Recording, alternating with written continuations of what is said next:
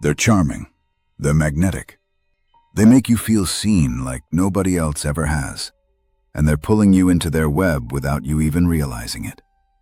Narcissists don't launch obvious attacks. They don't need to. They use carefully crafted, almost imperceptible hooks to control and manipulate. Hooks so subtle that by the time you realize you've been caught, you're already questioning your own sanity. If you've ever walked away from a conversation feeling crazy, guilty, or suddenly apologizing for something you didn't do, this is for you. If you've ever felt drained after spending time with someone who supposedly loves you, this is for you. If you've ever wondered why you feel smaller, weaker, and more confused around certain people while they somehow grow more confident and assured, this is definitely for you. Here's the uncomfortable truth. You're not too sensitive. You're not overthinking it. You're not damaged or broken. You're being played. And today, I'm going to show you exactly how the game works.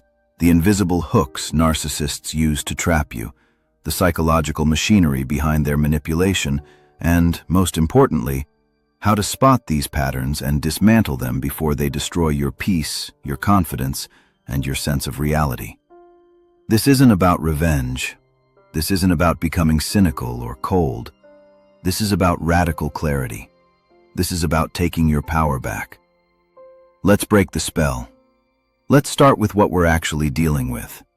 When we talk about narcissists, we're not talking about someone who posts too many selfies or occasionally brags at dinner parties. We're talking about people with a specific pathological pattern of relating to others, a pattern rooted in a fragile, desperate need for validation and an almost complete inability to see other people as real human beings with their own needs, feelings, and autonomy. There are two main types you need to understand. The grandiose narcissist is obvious: loud, arrogant, openly demanding admiration. They're easier to spot and easier to avoid. But the covert narcissist? That's where it gets dangerous. The covert narcissist is the victim, the misunderstood genius, the wounded soul who just needs your love and patience. They don't demand, they hint. They don't attack, they withdraw and make you chase them. They don't brag, they perform humility while subtly ensuring you know how special and rare they are. And both types use the same invisible hooks to control you. Hook 1. Love bombing and mirroring. In the beginning, they don't just like you, they're obsessed with you. They text constantly. They remember every detail you mention. They mirror your values, your dreams, your vocabulary. It's like meeting your soulmate, your twin flame, the person who finally understands you.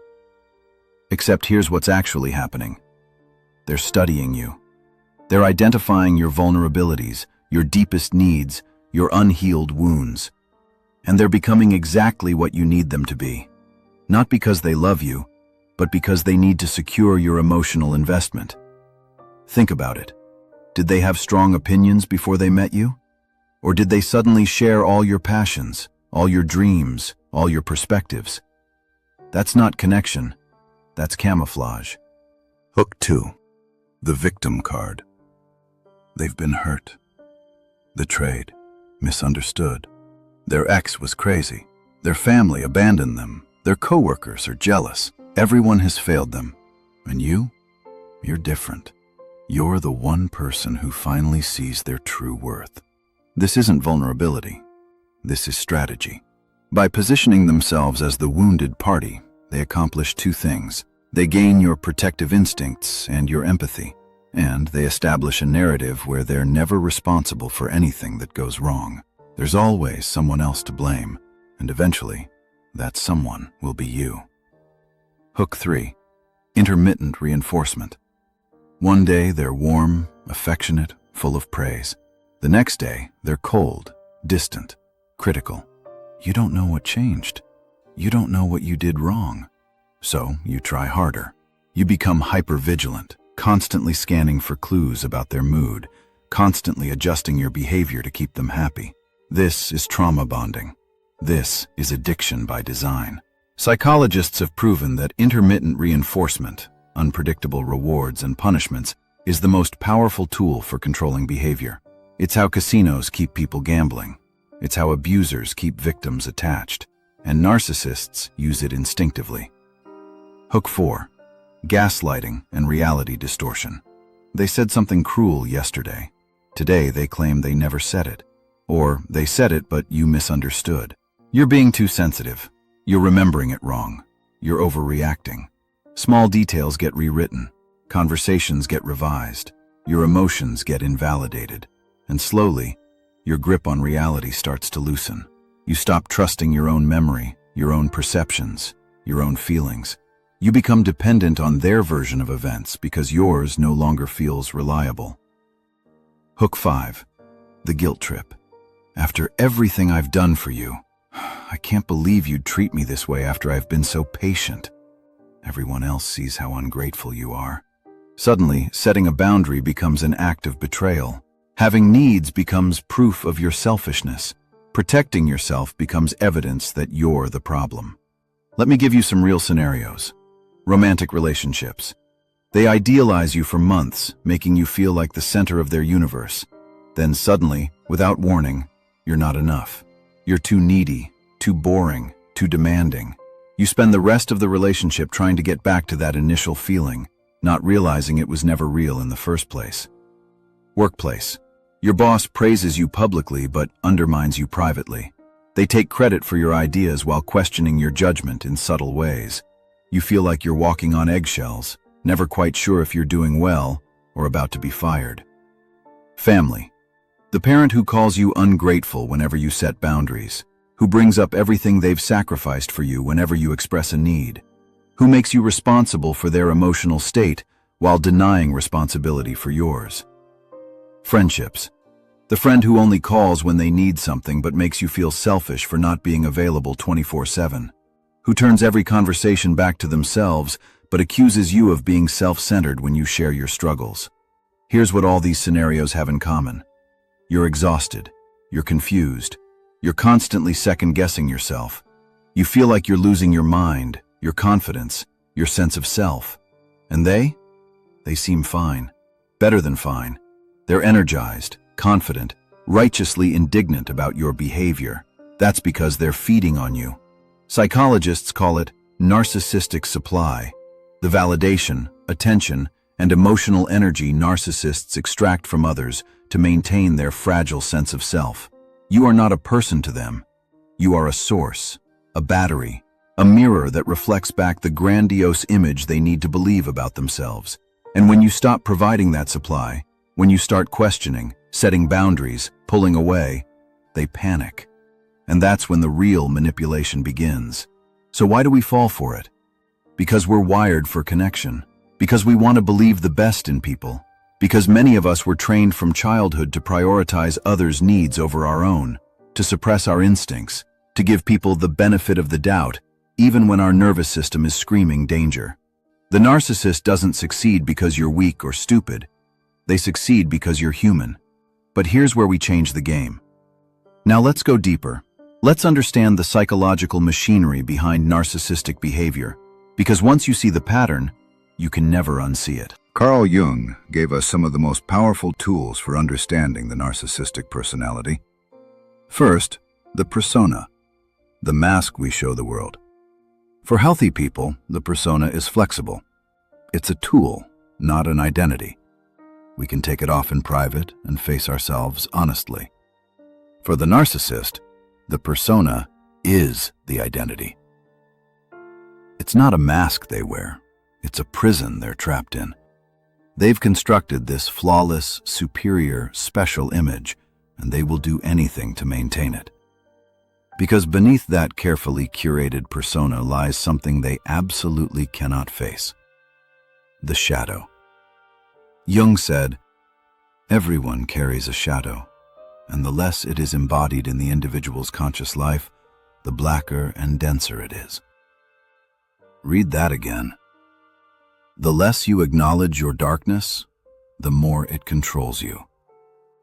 The shadow is everything we reject about ourselves, our weaknesses, our shame, our selfishness, our cruelty, our inadequacy. Healthy people integrate their shadow. They acknowledge their flaws, work on them, take responsibility for them. The narcissist cannot do this. Their shadow is too threatening. It contains all the worthlessness, insecurity, and self-hatred they've spent their entire lives running from. So instead of integrating it, they employ the most primitive psychological defense mechanism available: projection. They take everything they cannot accept about themselves and throw it onto you. When they call you selfish, they're projecting their own exploitation. When they call you crazy, they're projecting their own instability. When they accuse you of being manipulative, controlling, or cruel, they're projecting their own behavior. You become the screen for their unconscious movie. You become the container for all the psychological waste they refuse to process themselves. And here's the truly insidious part. Because they're so convinced of their own goodness, their accusations carry weight. They genuinely believe you're the problem. Their conviction can make you doubt your own reality. This is why you feel crazy around them. You're not just dealing with their conscious manipulation, you're dealing with their unconscious psychological machinery. You're absorbing their denied shadow material and treating it as if it's yours. It's not. Listen to me. Their shame is not your shame. Their insecurity is not your inadequacy. Their cruelty is not your reflection. You're just the screen they're projecting onto because they refuse to look at themselves. Nietzsche understood something fundamental about human nature. We are all driven by what he called the will to power. Not power over others necessarily, but the drive to assert ourselves, to overcome obstacles, to expand our capabilities and influence. Healthy people express this will to power through creation, achievement, growth. They build things. They master skills. They develop genuine confidence through genuine competence. But what happens when someone has a will to power but lacks the inner strength to express it constructively? They express it through destruction, through manipulation, through making others small so they can feel big. Nietzsche wrote, "Whoever fights monsters should see to it that in the process he does not become a monster. And if you gaze long enough into an abyss, the abyss will gaze back into you."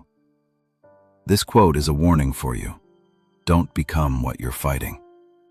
But it's also a description of what already happened to the narcissist. They gazed into their own inner abyss and couldn't handle what they saw.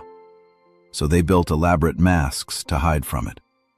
The narcissist lives behind masks because their inner self is too weak, too empty, too fragile to face reality.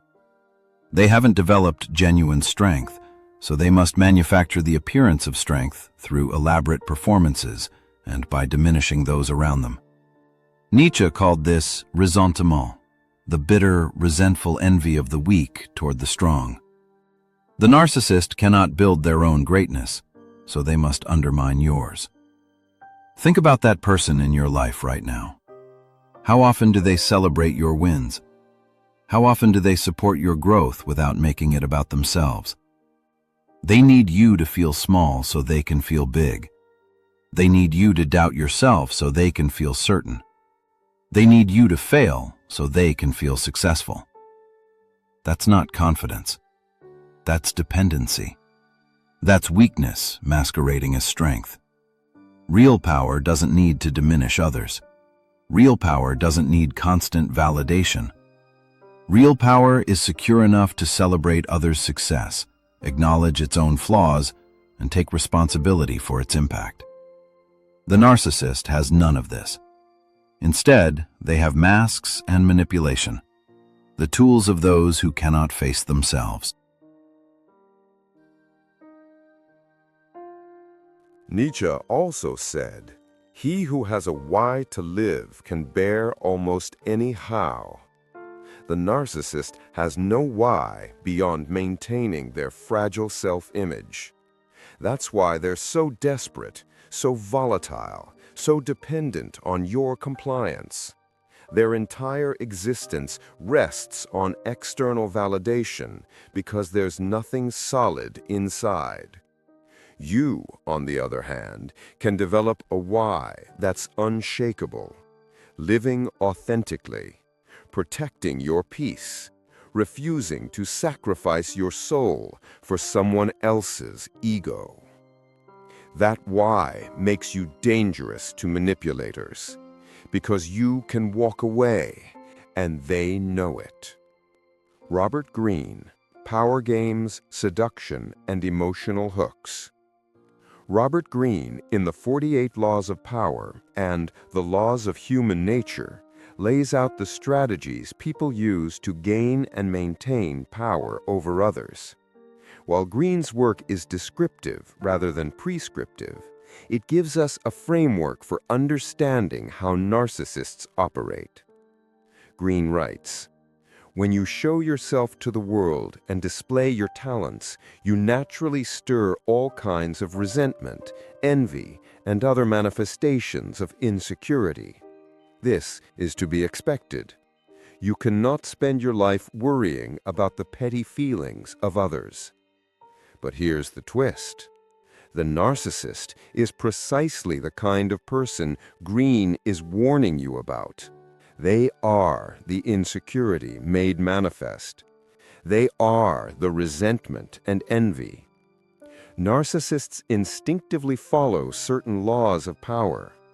The law of playing on people's emotions. They study your vulnerabilities, your need to be seen, loved, validated, needed. Then they weaponize these needs against you. They know you want to be chosen, so they make you compete for their approval. They know you want to be understood, so they mirror you perfectly in the beginning.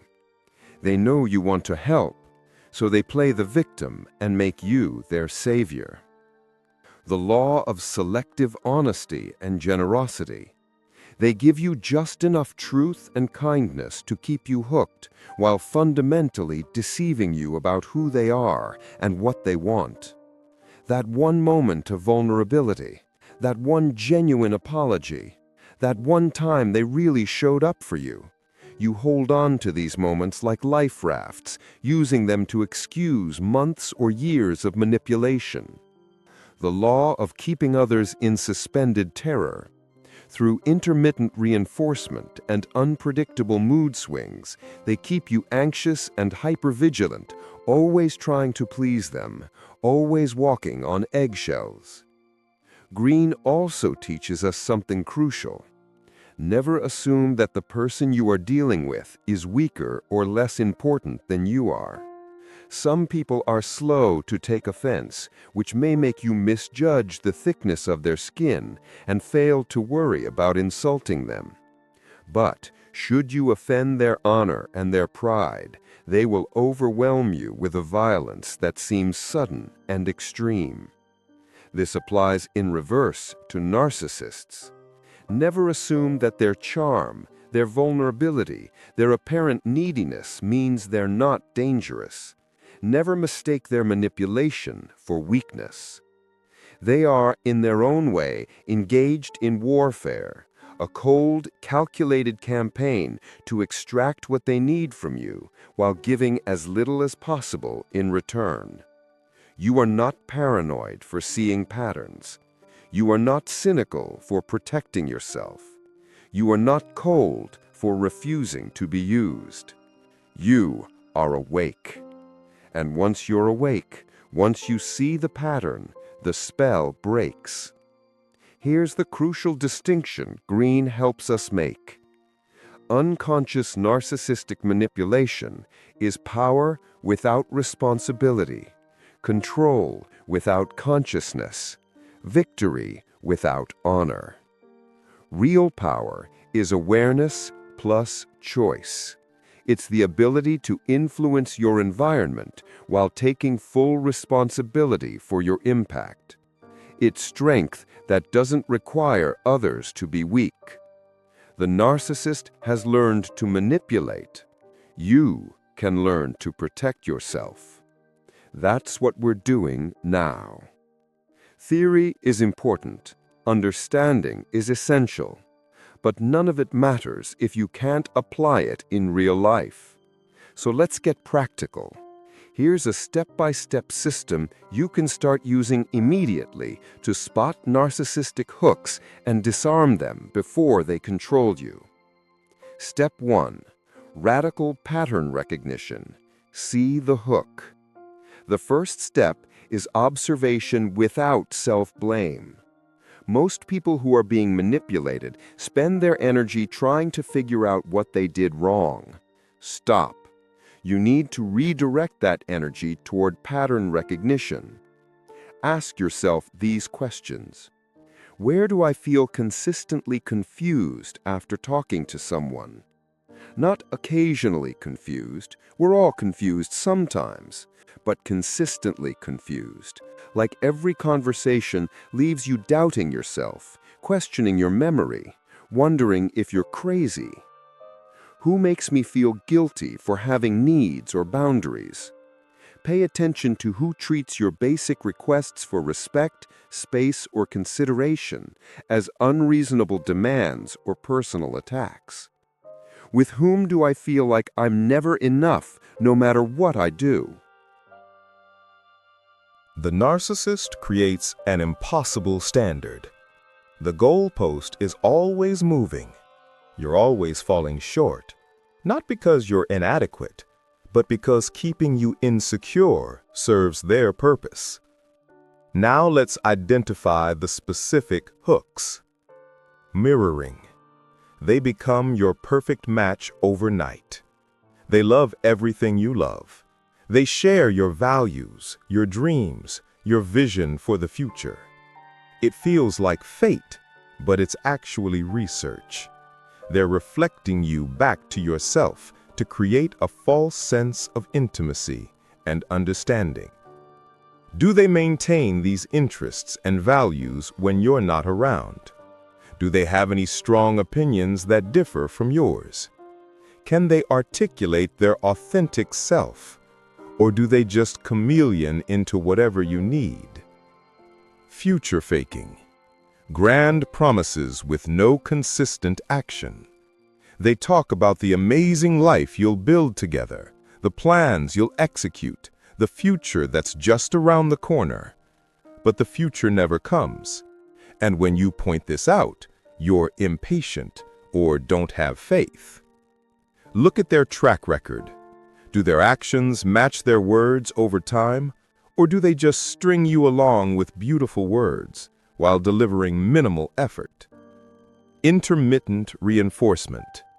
Random, unpredictable rewards and punishments. Sometimes they're warm and loving. Sometimes they're cold and cruel. You never know which version you're getting, so you become hyper-vigilant, constantly trying to figure out what makes them happy. This is trauma bonding. This is how abusers keep victims attached. Track their patterns. Write down how they make you feel after each interaction. You'll start to see it's not random, it's calculated. When you're pulling away, they love bomb. When you're securely attached, they withdraw. Now here are some reflection questions to ask yourself. If I remove their words and look only at their actions over the last 3 months, what story do the actions tell? Words are cheap. Promises are free. Anyone can say anything. What are they actually doing? Do I feel safer and stronger after interacting with them, or smaller and more confused? Trust your body. Your nervous system knows things your mind is still denying. If you feel depleted, anxious, or diminished consistently around someone, that's data. That's information. Step 2. Name the game. Stop internalizing, start observing. The second step is creating psychological distance by naming what's happening in real time. When you're in the middle of manipulation, your brain is trying to make sense of it. You're searching for reasons, explanations, ways to fix it. This keeps you emotionally fused with the narcissist. Instead, practice becoming an observer. When something feels off, mentally label it. That's projection. That's a guilt trip. That's gaslighting. My memory is valid. That's deflection. They're changing the subject to avoid accountability. This simple act of naming creates space. It interrupts the automatic pattern where you absorb their distortion and make it yours. Develop internal scripts you can use. This confusion is not proof I'm wrong. It's a sign I'm being manipulated. Their anger doesn't mean I'm guilty. It means I've stopped playing along. I don't need to convince them of my reality. My reality exists whether they acknowledge it or not. I'm allowed to trust my own perceptions. Here's why this works. Narcissists rely on you staying emotionally fused with them, taking their accusations personally, internalizing their projections. When you step back and observe the game instead of playing it, you reclaim your power. You're no longer arguing about the content, whether you really said that thing, whether you're really too sensitive, whether they really promised that. You're recognizing the pattern. They distort reality to maintain control. Once you see that, the specific details matter less.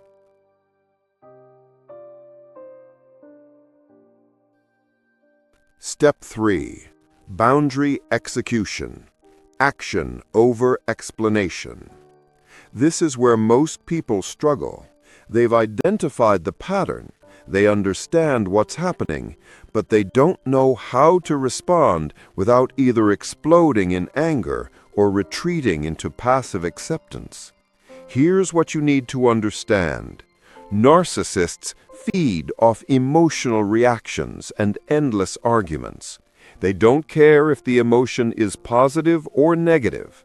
Anger, tears, justifications, explanations, it's all supply.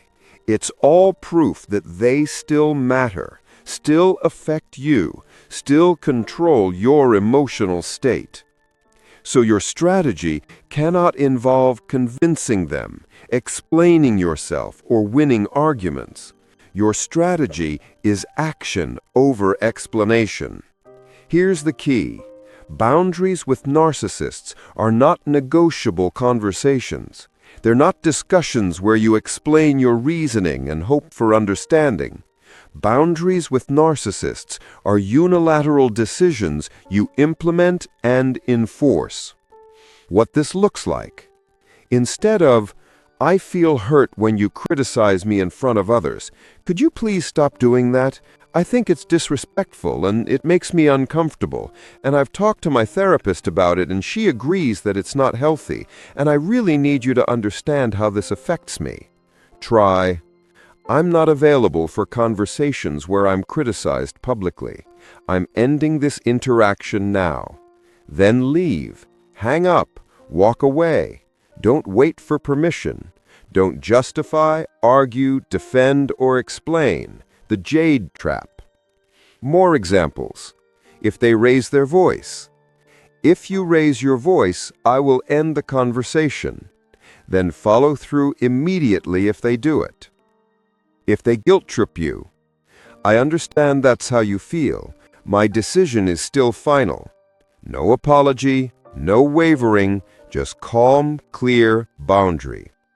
If they try to argue with your reality. "We see this differently. I'm not going to argue about my reality."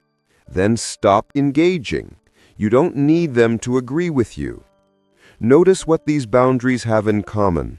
They're short, they're clear, they focus on your action, not their behavior.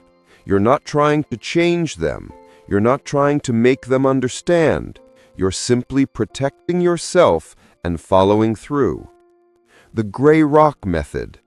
When you can't go no contact, become completely boring and unresponsive. Narcissists feed on emotional reactions.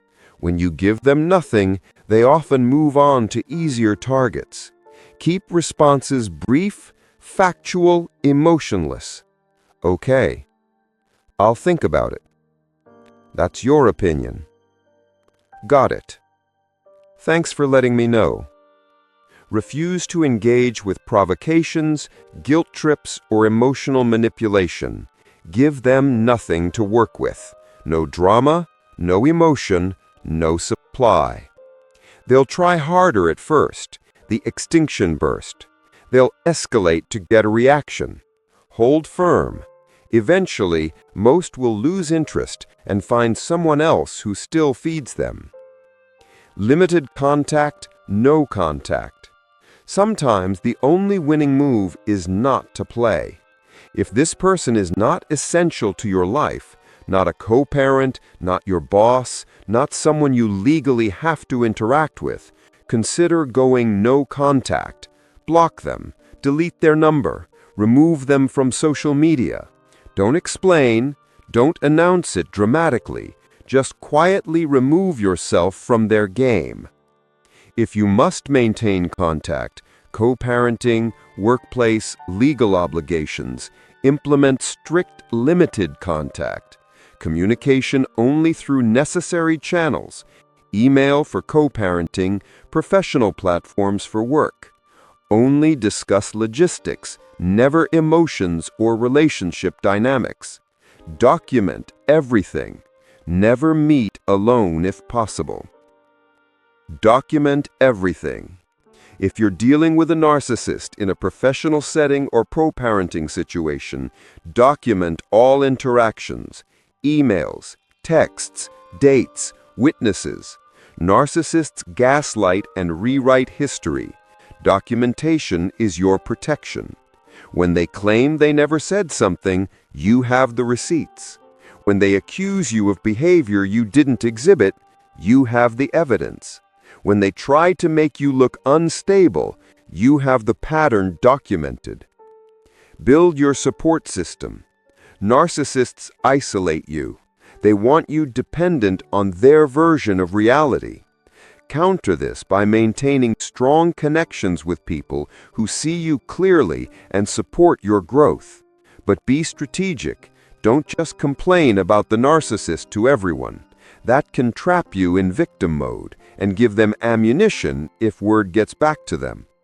Instead, work with a therapist, coach, or trusted friend who helps you develop strength and strategy, not just sympathy. Here's what you must understand. You do not negotiate your self-respect. Your peace is not up for debate. These are not points of discussion. These are facts. When someone consistently violates your boundaries, diminishes your reality, or makes you feel terrible about yourself, you don't owe them another conversation about it. You don't owe them closure. You don't owe them a chance to defend themselves or tell their side. You owe yourself protection. Step 4. Turn that pain into perception, your own shadow work. Now we come to the hardest part, the part most people want to skip.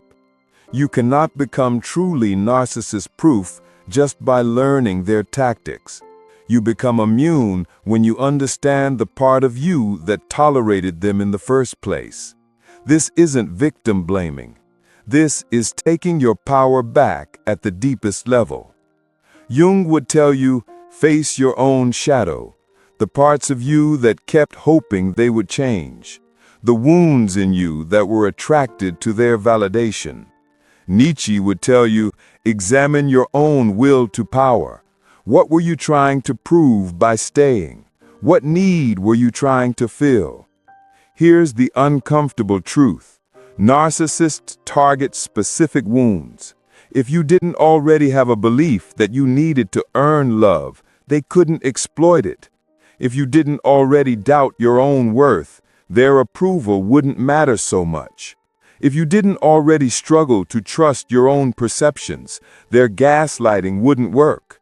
This doesn't mean you caused their abuse. They chose to manipulate. That's on them. But you have a wound that made you vulnerable, and that's what you need to heal. Ask yourself these questions. What part of me kept hoping they would change? Was it the belief that love means fixing broken people? That if you just loved them enough, they'd finally see your value? That your worth is proven by being chosen by someone special? What wound in me was attracted to their validation? Did their initial love bombing fill a hole left by a parent who never saw you? Did their specialness make you feel special by association? Did being needed by someone so complex give you purpose? Where did you learn that love means earning approval? Was it a parent who only showed affection when you performed well? A childhood where love was conditional on being good? A pattern of relationships where you had to prove your worth? What am I afraid will happen if I fully trust my own perception? Are you afraid of being wrong, of being alone, of being difficult or too much, of not being chosen? These are deep questions. They require honest, often painful self-examination. But here's why it matters. Until you heal these wounds, you'll keep attracting narcissists, not because you deserve it, but because you'll keep radiating the signal they're looking for. Someone who doubts themselves, someone who needs external validation, someone who will tolerate mistreatment to avoid abandonment. Your healing is your protection. When you develop internal validation, narcissistic approval becomes irrelevant. When you trust your own perceptions, gaslighting stops working. When you believe you deserve respect, you walk away at the first sign of consistent disrespect instead of waiting for it to become unbearable. This is shadow work. This is integration. This is how you become narcissist-proof. So what does a psychologically integrated, narcissist-resistant person actually look and feel like? Let me paint you a picture. They are calm and clear, not easily impressed by surface-level charm. When someone comes on strong with excessive flattery, future-faking, or over-the-top intensity, they don't get swept away. They get curious. They think, this is interesting. Let me watch what they do, not just what they say. They understand that real connection builds gradually. Real trust is earned through consistent action over time. Real intimacy requires mutual vulnerability, not one person performing perfection while the other performs gratitude. They can say no without collapsing into guilt. No is a complete sentence.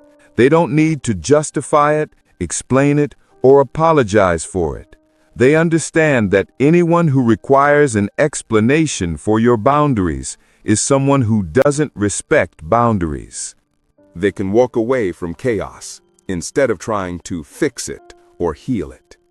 They've learned the hard lesson: you cannot heal someone who refuses to see themselves clearly. You cannot fix someone who externalizes all responsibility. You cannot love someone into self-awareness. And more importantly, trying to do so costs you your own mental health, your own peace, your own life. So they walk away, not with anger or drama, but with clarity and finality. They simply remove themselves from situations that consistently harm them. They are attuned to subtle red flags. Over-the-top praise too soon. Real relationships build gradually. Instant soulmates are usually narcissistic hooks. People who never apologize only flip the blame. "I'm sorry you felt that way" isn't an apology, it's deflection. People who hate boundaries and call them selfish or disrespectful. Healthy people respect boundaries. Manipulators see them as obstacles. People who keep you off balance with intermittent reinforcement. Consistency is the foundation of trust. If someone's behavior is wildly unpredictable, That's not passion, that's manipulation. People whose stories don't add up. If everyone in their life is crazy or toxic, consider that you might be hearing from the actual problem. They embody Jung's integration. They know their own shadow, their vanity, their hunger for validation, their capacity for self-deception.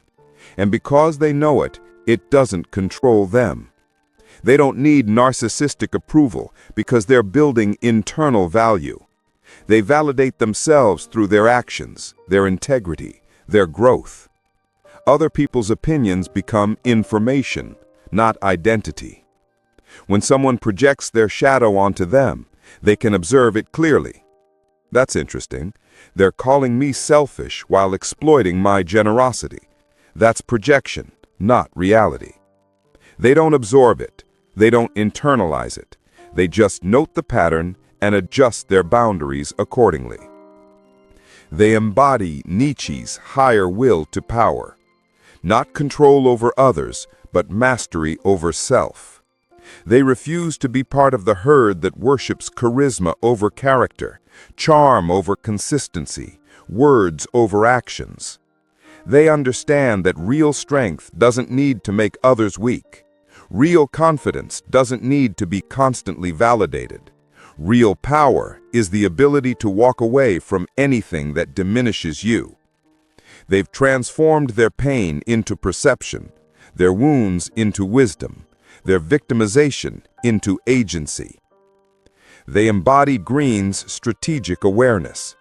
They understand human nature enough to navigate power games without losing their soul. They know, I see the game. I choose my role. I refuse to be anyone's pawn. They've studied manipulation not to become manipulators, but to become unmanipulatable. They know the tactics, so they can spot them. They understand the patterns, so they can break them. But they haven't become cold, cruel, or cynical.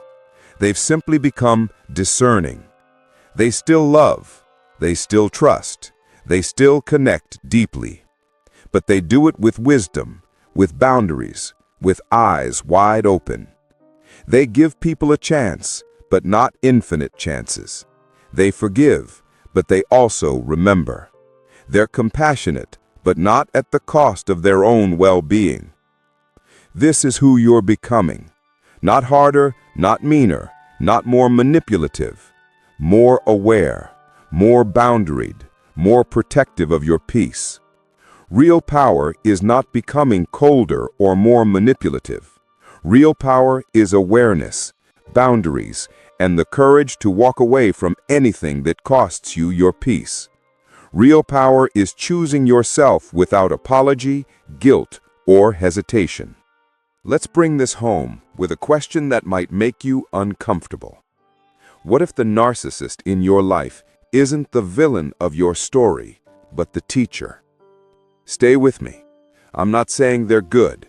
I'm not saying they didn't hurt you. I'm not excusing their behavior or suggesting you owe them gratitude. But what if their manipulation forced you to develop the one skill you needed most, the ability to trust yourself above all else? Think about it. Before them, you probably navigated life seeking external validation. You checked other people's faces to know if you were okay. You adjusted your truth to keep the peace. You second-guessed your instincts to accommodate someone else's comfort. The narcissist made that impossible. They twisted your words so thoroughly that explaining yourself became useless. They moved the goalposts so consistently that trying to please them became futile. They invalidated your reality so completely that you had only two choices: lose yourself entirely or find yourself completely. And if you're here, watching this, doing this work, you chose the second path. You're not watching this video to understand them better. You're watching to reclaim the parts of yourself you abandoned to survive them. Here's what nobody tells you about breaking free from narcissistic control. The freedom doesn't feel like relief at first. It feels like terror. Because when you stop defining yourself through their eyes, when you stop seeking their approval, when you stop making their reality more important than yours, you have to face a question you've been avoiding. Who am I when I'm not performing, proving, or protecting? That question is terrifying because the answer requires you to sit with yourself, your real self, not the curated version you present to keep people comfortable. The self that has needs you've been calling too much. The self that has anger you've been calling inappropriate. The self that has boundaries you've been calling selfish. That self is waiting for you, and it's been waiting a long time. Jung understood this when he wrote, "The privilege of a lifetime is to become who you truly are. Not who they said you were, not who you had to be to survive them, not the version of yourself that bends and adapts and shrinks to fit their narrative. Your true self, the one that knows its own worth without external confirmation, the one that trusts its own perception without needing validation. That self is narcissist-proof, not because it's harder or colder, but because it's whole." Nietzsche said, "No price is too high to pay for the privilege of owning yourself." Read that again. No price is too high to pay for the privilege of owning yourself. Not their approval, not their version of love, not their presence in your life, not the fantasy of who they could have been if they just changed. None of it is worth the cost of your self-abandonment. And here's the paradox that will free you. The moment you stop needing them to see you clearly is the moment you start seeing everything clearly. You'll see that their confidence was actually desperation. You'll see that their charm was actually manipulation. You'll see that their love was actually consumption. And you'll wonder how you ever mistook any of it for real. But you'll also see something else. Something more important. You'll see that you were never broken. You were just loyal to people who didn't deserve your loyalty. You were never crazy. You were just sane in an insane situation, trying to make sense of deliberate chaos. You were never too much. You were just enough for the wrong people, and not enough for yourself. Robert Greene writes, "The knife's edge that separates failure from success in life is the ability to know when to act and when to wait." This is your moment to act. Not by confronting them. They will never give you the closure you seek. Not by convincing them. They will never validate your reality. Not by winning the argument. There is no argument to win with someone who rewrites reality.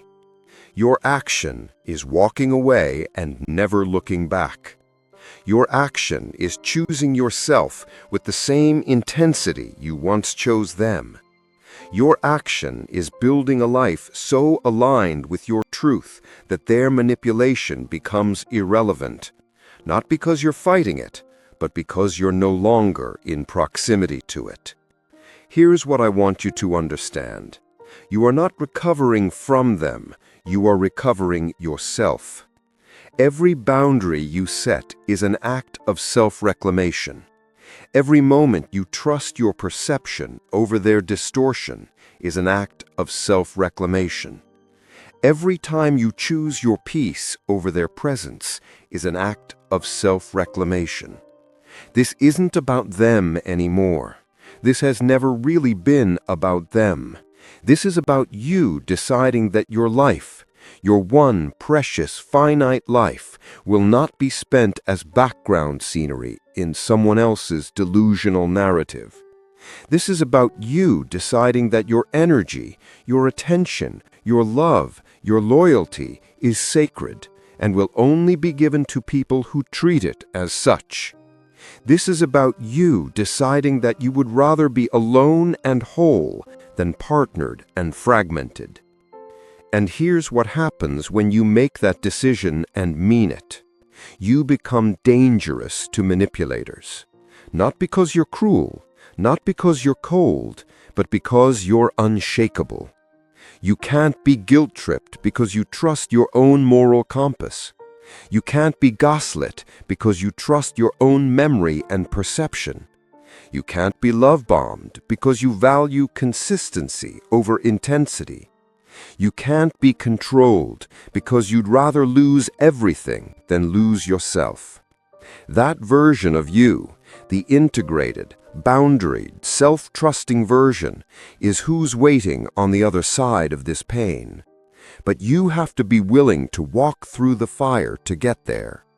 You have to be willing to disappoint people who benefited from your self-betrayal. You have to be willing to be called selfish by people who were exploiting your selflessness. You have to be willing to be misunderstood by everyone except the persons whose understanding matters most, you. So here's my question for you. Are you ready to choose yourself with the same ferocity you once chose them? Are you ready to protect your peace with the same energy you used to protect their ego? Are you ready to trust yourself with the same certainty you gave to their lies? If the answer is yes, drop this mantra in the comments right now. I see the hooks. I cut the strings. I am no one's supply. Write it down. Say it out loud. Let it become your new operating system. Because the moment you stop being supply is the moment you reclaim your power. The moment you cut the strings is the moment you start flying. And the moment you see the hooks is the moment the spell is broken forever. If this video shook something loose in you, if it named something you couldn't articulate, if it gave you permission to finally trust yourself, share it with someone who needs to hear it. Not as gossip, not as a passive-aggressive message to your narcissist, but as a gift to someone still trapped in confusion, someone still doubting themselves, someone still thinking they're the problem.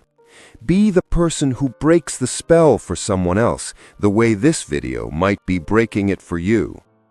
Subscribe to this channel if you want more content on dark psychology, power dynamics, and self-mastery that doesn't coddle you. Content that challenges you to face yourself, protect yourself, and become the kind of person manipulators can't touch. And remember this, the narcissist took a lot from you.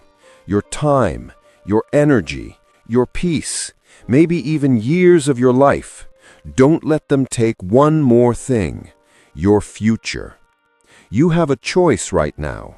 You can stay tangled in their web, analyzing their motives, seeking their validation, hoping they'll change. Or you can cut yourself free, tend to your wounds, and build something so beautiful that their memory becomes nothing more than a footnote in your origin story. This is where I learned to trust myself. This is where I learned that my reality matters. This is where I learned that I would rather be alone than diminished. That's not a victim story. That's a hero's journey. And you're the hero. Welcome back to your life. You've been gone too long. Now, come home to yourself and never leave again.